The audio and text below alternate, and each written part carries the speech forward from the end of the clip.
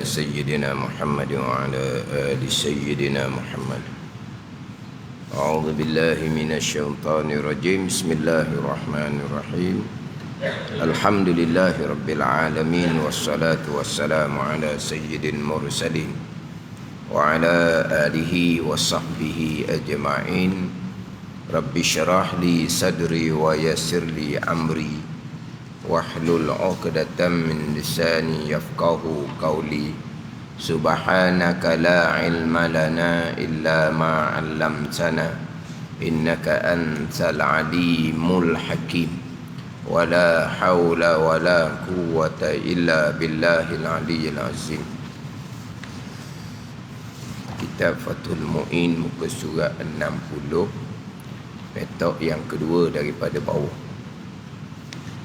Qala al-muallifu rahimahullahu ta'ala wa nafa'ana bi'ulumihi amin. Wa yajibu qada'uhu las-salah bal yahrumu qada'uha 'alal awjahi. Puasa tertinggal di sini wajib diqada', sedang salat tidak. Puasa ditinggalkan pada masa haid dan nifas wajib diqadakan. Adapun sembahyang yang ditinggalkan pada masa haid dan nifas tidak wajib diqadakan. Bahkan haram mengqadakan salat. Tiba-tiba rajin juga nak salat, yang tidak diwajibkan dia nak qadakan salat, hukumnya adalah haram atas pandangan atas dasar berbagai wajah. Jadi kita nak sambung laginya berkaitan dengan yang diharamkan dengan sebab haid dan nifas. Dengan sebab haid dan nifas yang lebih atas haram dengan sebab berjunub berhadas besar. Yang mana berjunub berhadas besar ada 6 perkara yang diharamkan. Enam perkara tadi diharamkan juga atas orang yang perempuan haid dan nifas. Kemudian ada 4 perkara lagi yang diharamkan atas orang haid dan nifas, yang tidak diharamkan atas orang yang berjunub. Orang berjunub sama ada keluar mani ataupun bersetubuh, haram 6 perkara: sembahyang, tawaf, sentuh Al-Quran, menanggung Al-Quran, kemudian membaca Al-Quran dengan kuasa Al-Quran, dan berhenti di dalam masjid. Keenam perkara tadi diharamkan juga atas perempuan yang haid dan nifas. Kemudian tambah lagi 4 perkara yang kita bicara terdahulunya adalah puasa. Orang haid dan nifas haram berpuasa. Orang yang berjunub tidak diharamkan berpuasa, hanya jikalaulah masuk waktu subuh, masuk waktu berpuasa, masih lagi belum lagi mandi wajib, masih lagi dalam keadaan berjunub, hukumnya adalah makruh jua. Orang berjunub tidak diharamkan puasa. Yang haram puasa adalah orang haid dan nifas. Kemudian diharamkan ke atas orang yang haid dan nifas ni adalah melintasi masjid jikalau ditakuti mengotori masjid. Sekarang berhenti di dalam masjid haramlah. Orang berjunub pun haram berhenti dalam masjid. Berhenti itu diamlah dalam masjid. Walaupun diam dalam masjid ini, walaupun tidak duduk sekalipun, dia melintasi, dia lalu, kemudian dia tengok comel dalam masjid, dia pun berhenti sekejap, tapi tidak duduk pun, makna berhenti dalam keadaan berdiri, hukumnya adalah haram. Itu panggil diam dalam masjid. Dan dihukumkan berhenti dalam masjid adalah orang yang berulang alik di dalam masjid. Contohnya, dia masuk ke dalam masjid, ambil barang, kemudian dia pun tak berhenti ni, dia terus keluar melalui pintu yang sama, dipanggil berulang alik di dalam masjid. Hukumnya berhenti juga, haram atas orang yang berjunub, haram atas perempuan haid dan nifas. Kemudian berkaitan dengan ubur, melintasi. Orang yang berjunub melintasi masjid, masuk satu pintu, keluar satu pintu yang lain, hukumnya adalah khilaful aula, rendah sedikit daripada makruh. Khilaful aula, setengah mengatakan makruh, tapi pandangan muktamad khilaful aula, melintasi. Masuk pintu kanan, keluar pintu kiri. Masjidnya besar, kalau kita tidak melintasi, jadi jauh pula kita pusing masjid. Maka nak cepat, kita pun masuk pintu kanan, keluar pintu kiri, dalam keadaan berjunuk, dalam keadaan haid dan nifas. Melintasi, kita cerita orang junub dahulu. Melintasi hukumnya adalah khilaful aula. Adapun orang haid dan nifas, melintasi yang tidak diharamkan jikalau tidak dibimbangi mengotori masjid. Sebab berbeza, orang yang berjunub dia tidak ada kotoran. Orang haid dan nifas dia ada kotoran darah. Jadi orang berjunub melintasi masjid, hukumnya khilaful aula. Orang yang haid dan nifas nak melintasi masjid dibolehkan jikalau tidak dibimbangi mengotori masjid. Kalau jadi bimbang, tak yakin ni, yakin mengotori masjid, itu jelaslah haram. Bimbang, bimbang kemungkinan mengotori masjid. Sebab apa? Sebab model yang dipakai tu model lama dah. Dibimbangi takut model tu jadi apa ni? Jadi bocor ke apa? Jadi dibimbangi melintasi, ada kemungkinan. Ada kemungkinan, tapi tak pasti ni, tapi ada kemungkinan darah haid dan nifas tu akan bertitik di dalam masjid. Maka melintasi itu hukumnya adalah haram. Bertitik, mengotori ataupun tidak, kemungkinan sahaja. Kalau pasti nampak bertitik tu jelaslah haram. Ini hanya kemungkinan, dibimbangi sahaja. Kalau melintasi, kemungkinan oleh kerana model hak dipakai tu, hifazah yang dipakai oleh perempuan haid dan nifas tadi tu, hak pakai lama dah, kemungkinan dibocor, kemungkinan dibertitik dalam masjid contohnya, maka melintasi tu hukumnya adalah haram. Tetapi kalau model yang dipakai tu model baru, melintasi maknanya tidak ada kemungkinan lah mengotori masjid, maka hanya dimakruhkan juga perempuan haid dan nifas tadi melintasi masjid. Orang berjunub melintasi masjid khilaful aula, rendah sedikit daripada makruh. Orang haid dan nifas melintasi masjid dalam keadaan pasti tidak mengotori, hukumnya adalah makruh. Lebih daripada lelaki, lebih daripada orang yang berjunub lah. Orang berjunub ni lelaki pun sama, perempuan pun sama berjunub, bersetubuh, lelaki ke perempuan ke sama, dia tidak ada kotoran. Orang haid dan nifas dia ada kotoran.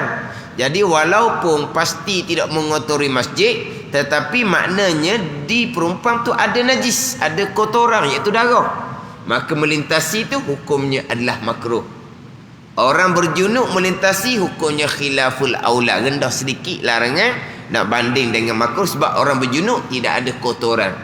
Orang haid dan nifas ada kotoran, melintasi yang pasti tidak mengotori hukumnya adalah makruh. Tetapi kalau dibimbangi mengotori, melintasi bagi perempuan haid dan nifas hukumnya adalah haram. Ada ni. Sebab itulah hak timbul pandangan, ini pandangan taif. Perempuan haid boleh berhenti dalam masjid, boleh duduk dalam masjid. Janji darah tu tidak mengotori masjid. Sekarang ni orang haid tu betul lah ada kotoran. Orang berjunub pun haram dah berhenti dalam masjid, walaupun orang berjunub tidak ada kotoran pun. Jadi tak timbul lah. Orang haid dan nifas boleh berhenti dalam masjid jikalau pasti tidak mengotori. Orang berjunub apa yang mengotorinya? Ada apa-apa pun dia orang yang berjunub, tetapi tetap haram berhenti dalam masjid. Bukan masalah kata takut mengotori itu orang haid dan nifas. Orang berjunub tidak ada kotoran apa-apa pun, tetapi haram berhenti dalam masjid bukan kerana kotoran, kerana hadas besar. Bukan kerana haid dan nifas, kotoran kerana hadas besar. Sebab tu orang berjunub tidak ada kotoran, tapi oleh kerana hadas besar haram berhenti di dalam masjid. Kemudian berkaitan dengan melintasi yang diharamkan atas perempuan haid dan nifas, jikalau ditakuti mengotori, sama jugalah bagi orang yang di dia tu ada najis, ada kotoran. Perempuan istihadah bukan hadas besar, hadas kecil, perempuan istihadah. Tetapi perempuan istihadah ni bukan kata nak duduk dalam masjid, melintasi pun jikalau dibimbangi bertitik darah istihadah, haram dah melintasi sama telah duduk dalam masjid. Tapi kalau perempuan istihadah yang berhadas kecil bukan berhadas besar, dia yakin tidak mengotori masjid, dia duduk masjid pun boleh, semayang masjid pun boleh. Tetapi kalau orang istihadah ni dia bimbang darah tu mengotori masjid sebab model dipakai tu model lama, bukan kata berhenti dalam masjid, melintasi pun hukumnya haram. Maknanya sama je.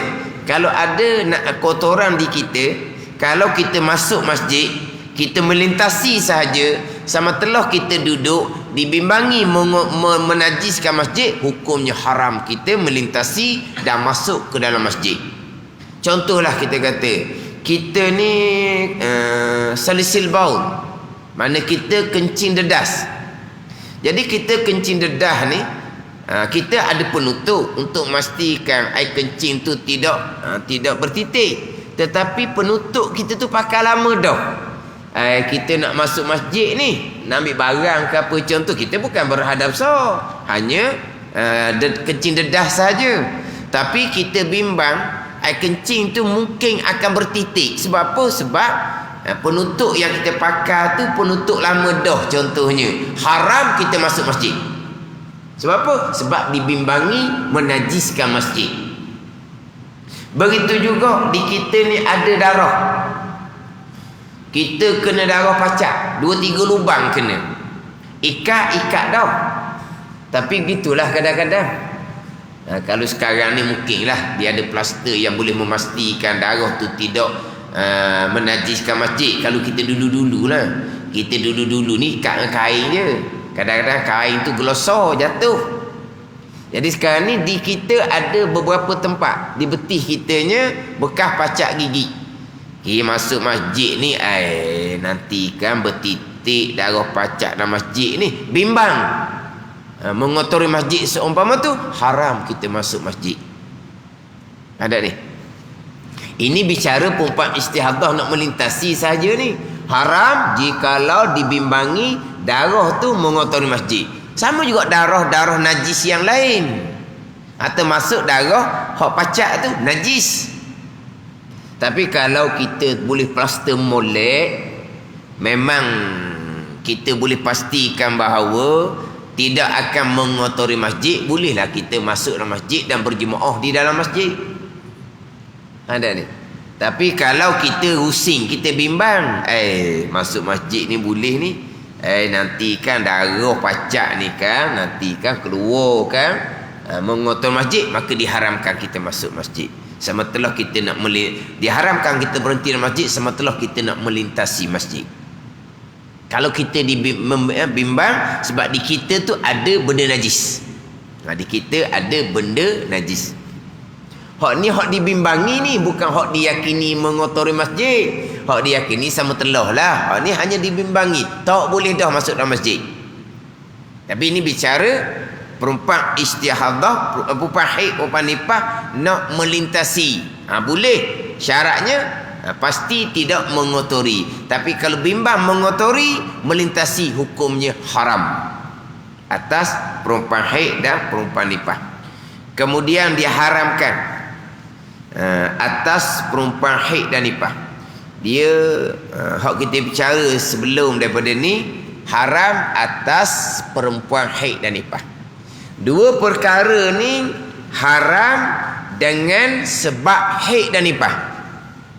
Sebab ayat kita, kau nak kira lah ayat kita, wa binahwi haidin ay wa yahrumu binahwi haidin, haram dengan sebab haid dan nifas. Haram dengan sebab haid dan nifas. Haram ni sama ada atas orang yang haid dan nifas ataupun atas suami. Kita akan bicara tentang suami pula ni.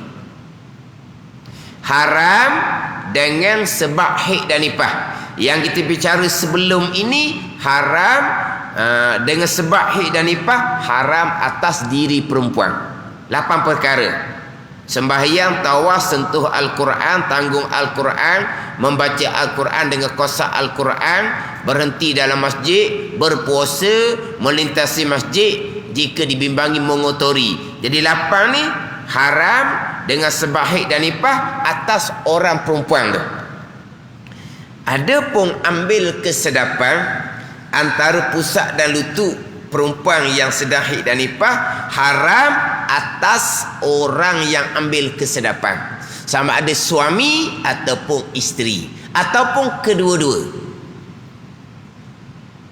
Ada ni haram ambil kesedapan antara pusat dan lutut ni, haram sama ada atas suami yang ambil kesedapan ataupun atas isteri yang ambil kesedapan ataupun atas kedua-dua yang sama-sama ambil kesedapan antara pusat dan lutut perempuan yang sedang haid, perempuan yang sedang nifas.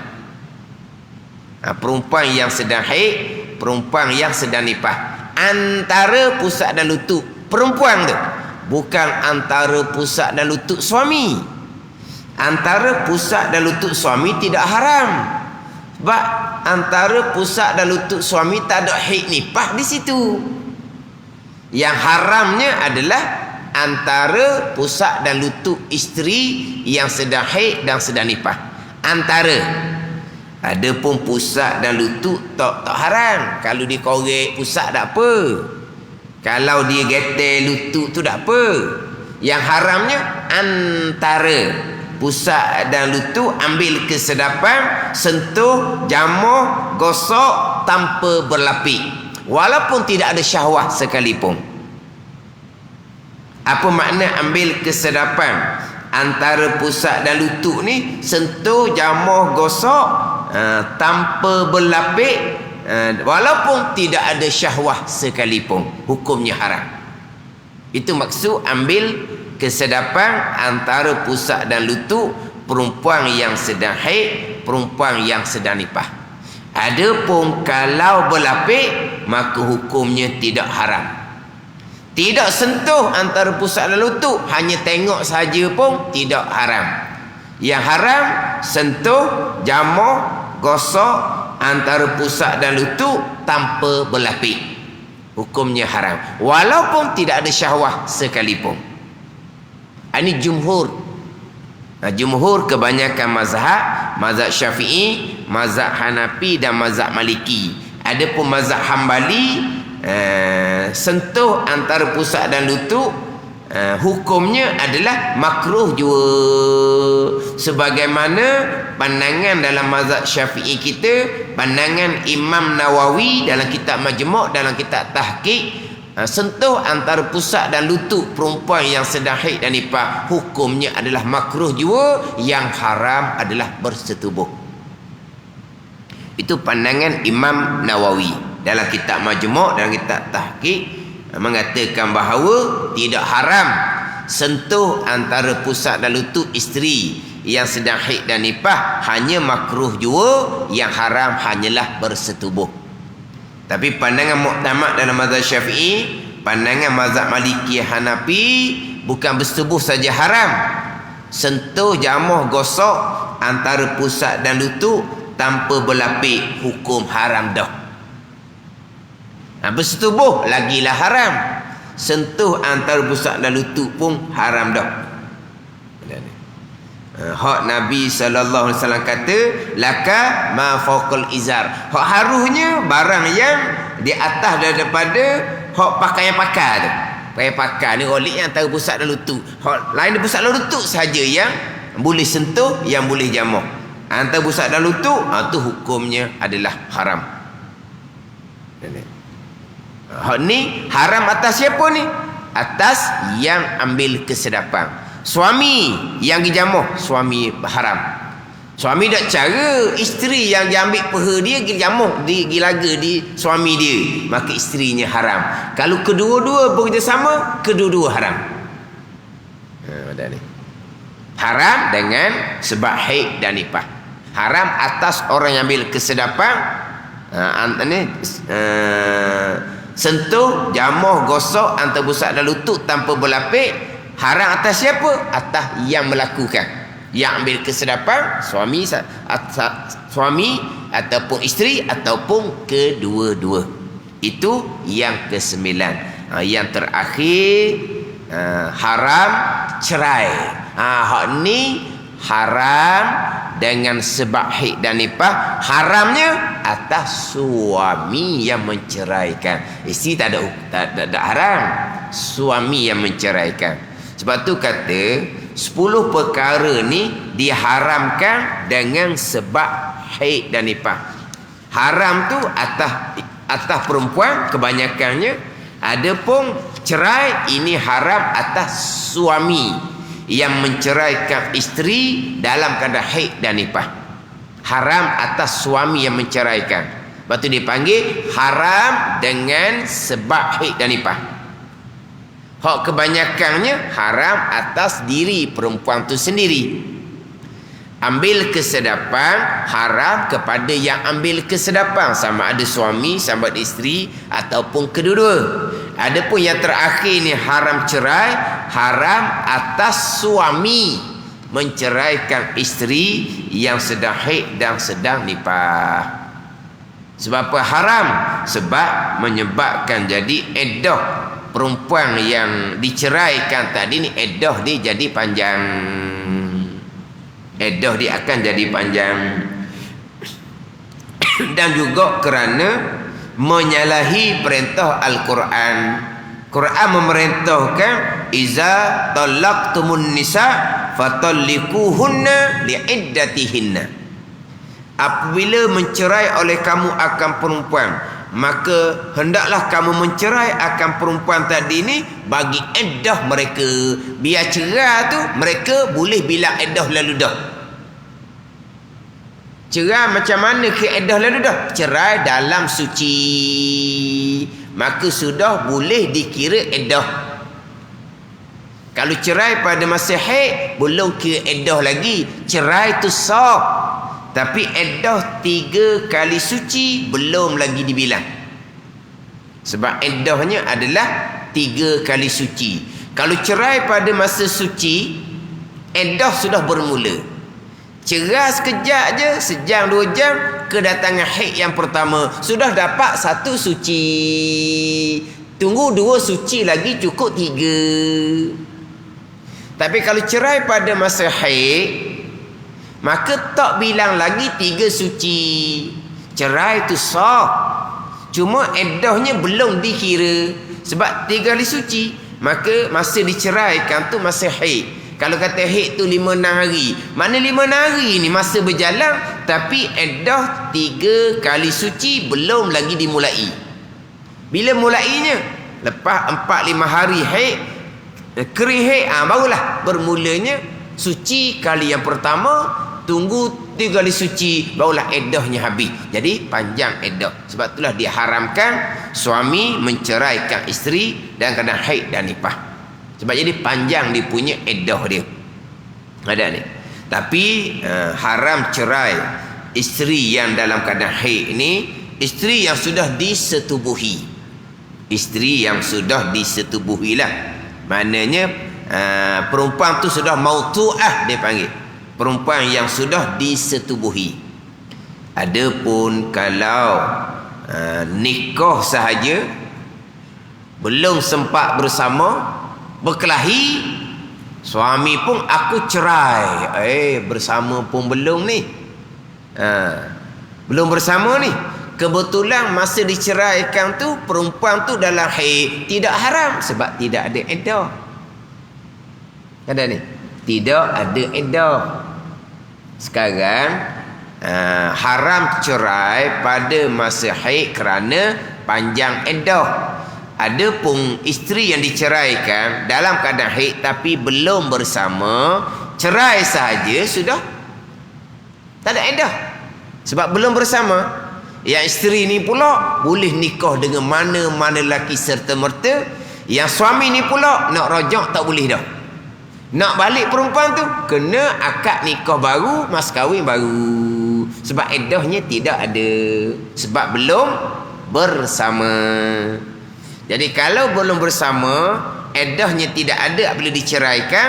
Jadi isteri yang belum bersama diceraikan, kebetulan isteri ni dalam keadaan haid, tak haram cerai. Sebab dia tak ada iddah. Ada ni. Bersama barulah ada iddah 3 kali suci. Kalau belum bersama dia tidak ada iddah. Hak ni cerai hidup lah, cerai hidup. Belum bersama tidak ada iddah, lepas bersama bercerai barulah ada iddah 3 kali suci. Ada. Ini cerai hidup. Kalau cerai mati lain. Akad nikah belum bersama, suami meninggal, sakit jantung ke, suami kena tembok ke, belum bersama, ada ni. Suami mati, itu ada iddah. Itu ada iddah 4 bulan 10 hari iddah wafat. Jangan buat sama dengan cerai hidup. Ni kadang-kadang orang salah faham ni. Cerai hidup belum bersama memang tak ada iddah. Cerai mati belum bersama ada iddah wafat 4 bulan 10 hari. Belum bersama ni ada iddah 4 bulan 10 hari. Ada ni. Ni pernah berlaku ni. Di tempat yang mana berkelahi pakai pistol bunuh. Jadi berebut. Akad nikah selesai, suami tadi kena tembak, belum bersama. Jadi ayah perempuan ni 9 lembu 23 ekor, dia pun nak carilah lelaki lain untuk kahwinkan dengan anak perempuan dia yang menantu dia mati dah tapi belum bersama dengan anak dia. Dia nak cari lelaki lain lah pula. Gati-gati. Tak boleh. Iddah 4 bulan 10 hari. Belum bersama. Belum bersama, cerai hidup barulah tak ada iddah. Cerai mati 4 bulan 10 hari iddah dia. Jangan sama dengan cerai hidup. Ini salah faham ni. Ya, dibuat sama dengan cerai hidup. Cerai hidup belum bersama, tidak ada iddah. Cerai mati walaupun belum bersama, iddah 4 bulan 10 hari. Ada ni. Yelah, kadang-kadang hukum ni kita tak boleh nak pakai akal. Memanglah kalau belum bersama bercerai, iddah apa sebab belum bersama. Itu kita boleh tengok akal. Ta'alluliyung dia panggil. Kita boleh cerita kerana apa? Belum bersama tidak ada iddah. Belum bersama iddah apa? Kenapa lepas bersama ada iddah 3 kali suci untuk memastikan tidak bercampur nasab. Tu dia cerita tu. Tapi kalau bersama, belum bersama, tak ada nasab lah, tak ada, belum bersama maka tak ada iddah lah. Tapi kalau mati, kenapa pula ada iddah? Ni hak tak boleh nak fikir dengan akal. Sama ginilah, sama kok. Sekarang ni suami dia balik negeri lah, Indonesia ke Bangladesh dok kira lah. Dah tahulah hidup ke mati. Bertahun-tahun dah suami menghilang, balik negeri, hidup mati pun tak tahu. Isteri ni pun pergi pasrah di mahkamah. Dah lama dah hilang, pergi pasrah di mahkamah. Hakim pun menjatuhkan talak 1 contohnya. Iddah 3 kali suci. Buat apa lagi? Bertahun dah suami dia hilang, iddah 3 kali suci. Hukum dia gitu. Kalau bercerai lepas bersama, iddah dia suci, kita maklumlah, sebab supaya tidak bercampur nasab. Sekarang ni suami ditinggal 10 tahun dah. 10 tahun dah suami ditinggal dia. Barulah dia naik ke qadi fasahkan nikah dia.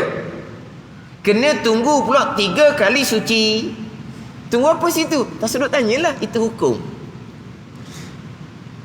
Kalau cerah hak biasa ni kena tunggu 3 kali suci, tak pelik lah. Tapi sekarang ni suami dia tinggal 10 tahun dah. Hakim fasahkan nikah dia. Kena tunggu juga 3 kali suci. Bukan kata boleh nikah lalu dah. Kalau kekek akal, buat apa lagi nak tunggu 3 kali suci, benih apa lagi 10 tahun dah suami dia tinggal. Suami tu hidup ke mati pun dah tahu kan. Balik negeri contohnya. Dah tak? Selepas dipasahkan, dah 3 kali suci. Macam tadilah. Mati, cerai mati, tapi belum bersama. Dah wafat 4 bulan 10 hari. Kemudian yang tidak diharamkan juga, cerai isteri dalam keadaan haid adalah khulu'. Khulu' ni tebus tolak. Nak cerai boleh, bayar. Suami kata nak cerai boleh, tapi kena bayar. Dia panggil tebus tolak. Boleh duit 2-3 ribu, suami boleh lah buat mas kahwin nikah dengan puan lain pula. Ke mana? Dah duit tu macam duit tebus tolak, halal. Tapi sayugi jangan buat lah. Komang orang lelaki. Nak bercerai minta duit dengan perempuan. Boleh nak cerai, bayar. Sebab apa? Standby nak buat mas kahwin nikah dengan orang lain pula. Tentu. Jadi mas sekarang ni tebus tolak, khulu'. Maka suami boleh cerai walaupun isteri dalam haid. Sebab apa? Sebab walaupun panjang iddah sekalipun tak ada masalah. Sebab isteri nak sangat diceraikan, sanggup bayar. Gitu. Dia tak sama dengan bukan tebus tolak. Isteri kata, "Mu cerai lah." Kamu dalam keadaan haid. Cerai, aku iddah panjang. Tak boleh ke? Pada ni. Sekarang dia nak suruh suami dia cerai. Suami dia kata tak boleh cerai, kamu dalam haid, iddah kamu panjang. Biar panjang pun, saya halalkan panjang. Tak boleh. Tapi kalau tebus tolak boleh. Tebus tolak, suami boleh ceraikan isteri walaupun isteri dah kena haid sekalipun. Sebab apa? Tebus tolak ni kira-kira isteri sanggup bayar. Nak kepada cerai, jadi kalau iddah panjang tak ada masalah lah. Sebab duit habis pun isteri sanggup bayar. Tu boleh diceraikan walaupun dah kena haid, jikalau tebus tolak. Khulu' dia panggil. Tebus tolak ni dia panggil bain, tapi bain kecil lah. Bain kecil maknanya lepas diceraikan, dia suami tak boleh nak rojak, putus dah. Tak boleh nak rojak lah, dia putus dah. Jadi dia panggil bain. Bain sughra dia panggil, bain kecil. Maknanya nak rojak tak boleh. Kalau nak semula agak, nikah pula. Bayar dah cerai. Lepas tu orang tu nak balik ke suami dia. Boleh je. Tapi nak rojak cerai tu tak boleh. Walaupun dalam iddah. Sebab apa? Bain, putus. Tapi bukan bain kubra lah. Bain kubra ni tolak 3. Tolak 3 tu bain kubra. Tu tak boleh nak rojak tu. Melainkan kena, perempuan tu kena berkahwin dengan lelaki yang lain. Bersetubuh, cerai pula, barulah boleh kembali balik berkahwin dengan suami yang pertama. Ini timbul Cina buta. Dah? Cina buta. Kenapa Cina buta? Kenapa Cina buta? Timbul istilah tu kenapa? Ada kisah lah tu, ada kisah. Cina buta. Makna nikah, janjiannya nikah sekejap. Itu Cina buta. Buat janjian bersama sekali, kemudian kamu ceraikan. Itu Cina buta. Cina buta ni kalau mazhab Syafi'i dengan mazhab Maliki sah, tetapi makruh. Kalau mazhab Hanafi Hambali tidak sah, haram serta tidak sah. La'anallahul muhallila wal muhallala. Melaknat oleh Allah Ta'ala akan yang menghalalkan. Cina buta, muhallalah ni suami yang dahulu. Allah Ta'ala nak. Jadi mazhab Hambali Hanafi, Cina buta haram setidak sah. Mazhab Syafi'i Maliki sah serta makruh. Ada ni. Sebab janjian bukan dalam akad. Bukan sebut dalam akad. Janjian luar akad. Maka akad tu sah. Bukan dia janji dalam akad. Aku nikahkan kau dalam tempoh. Tak ada. Hak tempoh masa sebentar tu adalah janjian di luar akad. Maka mazhab Syafi'i Maliki sah akad tu. Mazhab Hanafi Hambali walaupun janjian tu tak sebut dalam akad sekalipun, tak sebut dalam akad sekalipun, tapi niat di hatinya sekejap. Innamal a'malu binniyat. Itu mazhab Hanafi dengan mazhab Hambali. Jadi mazhab Syafi'i dengan mazhab Malikinya, jika syarat tu tak sebut dalam akad, sah. Dipakat kat luar, akad tak, dalam akad tak sebut, maka sah nikah. Kemudian jangan ikut hak drama tu. Drama tak betul tu. Dia cari lelaki untuk jadi Cina buta, kemudian dia jaga pula supaya lelaki tu tidak setubuhi isteri dia. Esok suruh cerah, tak jadi. Dia kena setubuhi pula sekali.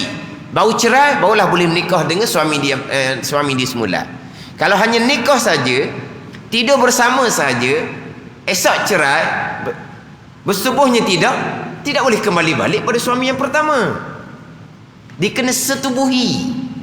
Dia kena setubuhi hatta tazuki usailatahu wa yazuka uzailatati. Mana uzailataki? Maknanya apa? Sama-sama merasai madu antara kedua-dua suami isteri. Kemudian bersetubuh tu pula, bersetubuh ni di syarat dia, intishar syarat dia. Mana alat lelaki tu bangkit.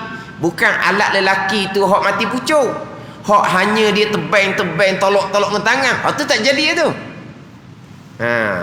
Maknanya cari lelaki Cina buta hok mati pucuk. Hok alat tak naik.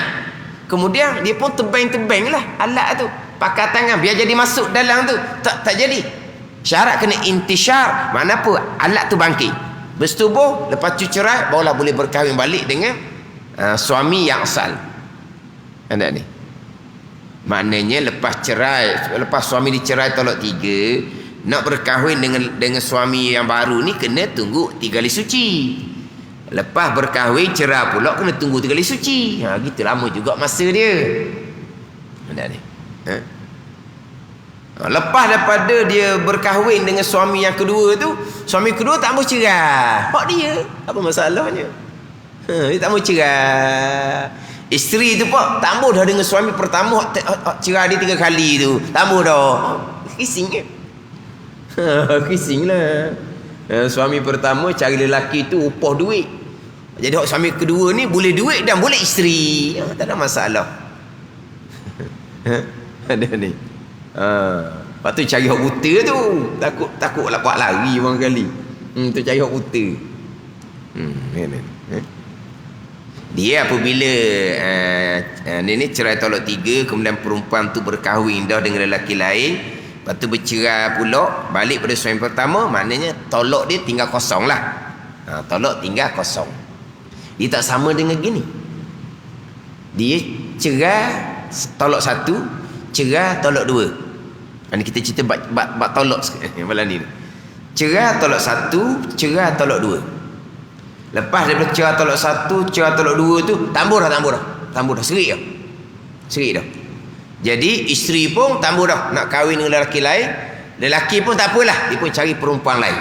Maka kedua-dua ni sudah berumah tangga, beranak cucu pula dah dengan hak baru. Beranak cucu dengan hak barunya. Berpuluh-puluh tahun dah. Kita buat masalah lah. Kebetulan hak nikah masa muda tu bolehlah anak seorang, contohlah. Lepas tu bercerai tolak 1 ke tolak 2 ke, tambah kembali balik dah. Maknanya masing-masing bawa haluan sendiri. Berkahwin, berumah tangga masing-masing, beranak bercucu dah pula masing-masingnya. Kita buat masalah, masing-masing mati pasangan, masing-masing kembali bujang. Yang anak hak seorang ni nak tahukan kembali hak mak ayah dia tu lah. Selama ni duduk dengan mak ayah tiri. Sekarang ni mak ayah tiri kedua-dua tu mati belah kedah. Jadi mak ayah dianya sudah seorang diri masing-masing. Dia pun nak satukan. Ada ni? Apa ada masalah ni? Dia pun nak satukan. Hak pada masa muda dahulu cerai tolak satu, hak masa muda dahulu cerai tolak dua contohnya. Bila kembali balik dua tu, hak satu hak dua tu dalam tangan, tak jadi kosong.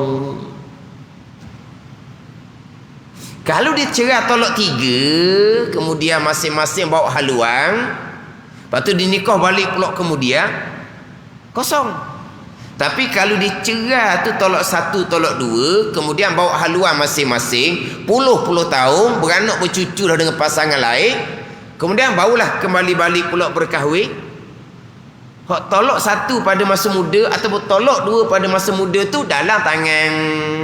Kalau tolak dua masa muda gitu, dia kahwin mula masa tua ni, jenis sama-sama backing dulu, cerai pula sekali lagi. Tak boleh nak rojak dah sebab tolak tiga dah panggil.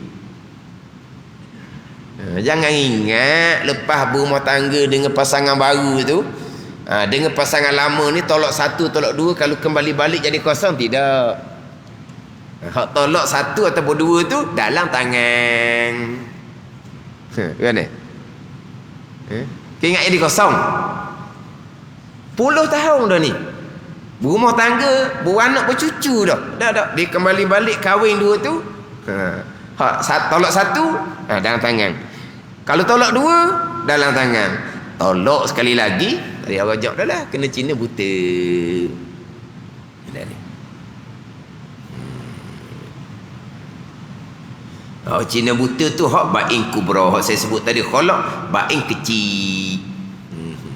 Dia gini, dia sesah hak Cina buta, sesah hak bab cerai tu.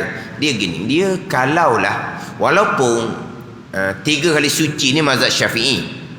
Mazhab Syafi'i 3 kali suci. Mazhab Syafi'i dengan mazhab Maliki 3 kali suci. Mazhab Hanafi Hanafi Hambali 3 kali haid. Sebab Quran menyebut wal mutallaqatu yatarabbasna bi anfusihinna salasata quru. Dan bermula perempuan yang diceraikan menanti bagi dirinya 3 quru. Quru ni bahasa Arab. Bahasa Arab ni ada makna suci, ada makna haid. Jadi mazhab Syafi'i Quran kata 3 quru, 3 kali suci habis iddah. Mazhab Hanafi Hambali kata 3 kali suci, 3 kali quru, 3 kali haid. Nampak tak? 3 kali haid. Jadi maknanya cerai pada masa suci, mazhab Syafi'i kita pada masa suci sudah kira satu. Haid yang pertama, suci yang kedua, haid yang kedua, suci yang ketiga, haid yang ketiga habis haid. Adapun mazhab Hanafi dengan Hambali cerai pada masa suci, haid yang pertama, suci yang kedua, haid yang kedua, suci yang ketiga, haid yang ketiga. Haid yang ketiga mazhab Syafi'i Maliki habis iddah dah. Kena tunggu haid yang ketiga ni suci, masuk suci yang keempat barulah boleh nikah. Jadi maknanya kalau mazhab Hanafi Hambali lambat sikit lah, iddah panjang sikit haid yang ketiga tu. Kalau haidnya 7 hari, lambat 7 hari lah nak habis iddah, nak banding dengan mazhab Syafi'i dengan Maliki. Kalau haidnya 10 hari, 10 hari lah. 10 hari tu boleh ke orang lah jawapan dia. Boleh ke orang dah lah. Orang ni mazhab Hanafi Maliki macam mana? Haid yang ketiga dah, okey boleh kahwin. Hak mazhab Hanafi Maliki ni dia nak tunggu keringat tu, boleh ke orang lah. Sebab dia mazhab Hanafi Maliki 3 kali haid. Macam mana pula kalaulah cerai pada masa haid? Mazhab Hanafi Maliki pun, mazhab Hanafi Hambali haram juga. Walaupun iddah dalam mazhab Hanafi Hambali 3 kali haid sekalipun. Sebab kalau diceraikan pada masa haid, tak bilang lagi. Haid yang pertama tu tak bilang lagi.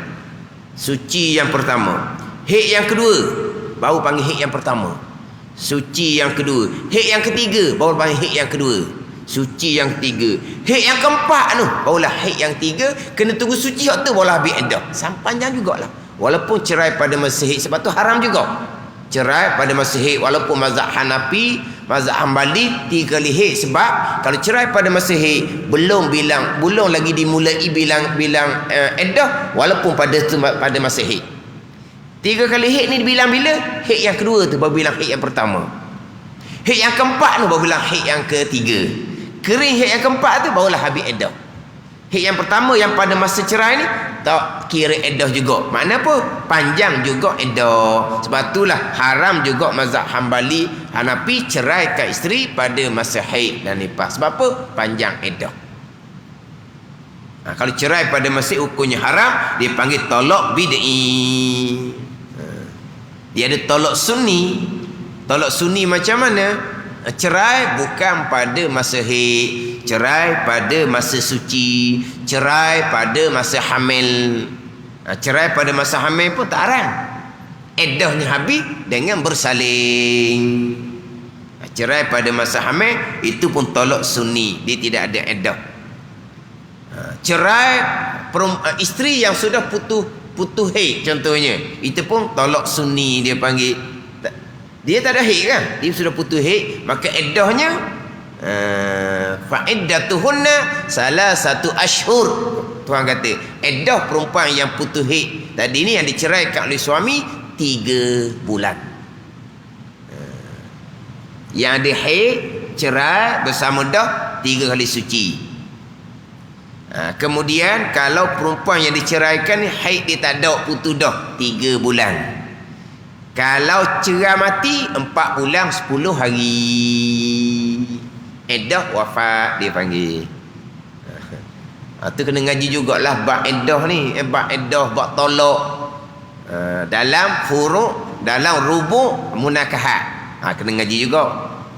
Dia dalam bab-bab cerai ni kena faham. Sebab cerai ni di antara 3 perkara yang mana gurau pun jadi. Gurau pun jadi, yang main. Bab cerai-cerai ni.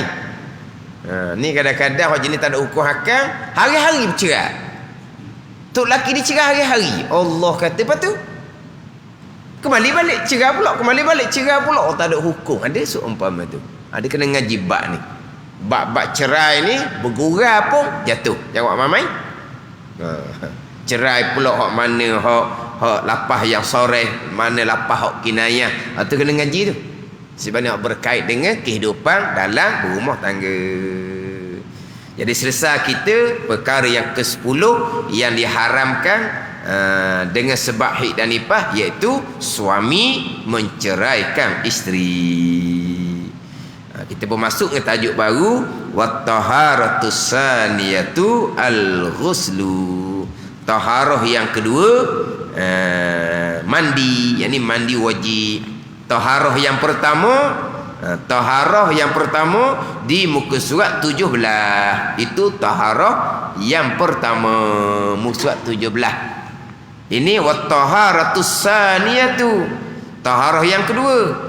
Al-ulanya mana? Yang pertama. Itu di muka surat 17. Fal-ula al-wudu'u. Taharah yang pertama adalah wudu. Taharah yang kedua adalah mandi wajib.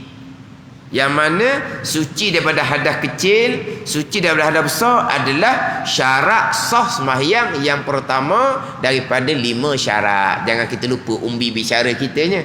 Umbi bicara adalah berkaitan dengan syarat-syarat untuk sah sembahyang yang 5 perkara di muka surat 17. Wallahu a'lam. Bismillahirrahmanirrahim.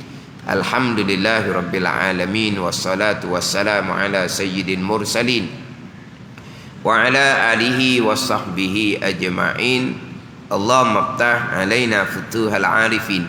Allahumma allimna ilma akdamin wa fahimna famas sabiqin warzuqna ruqat talibin. Allahumma zidna ilma wa alhiqna bis salihin. Wa sallallahu ala sayyidina Muhammadin wa ala alihi wa sahbihi wa sallam. Walhamdulillahi rabbil alamin.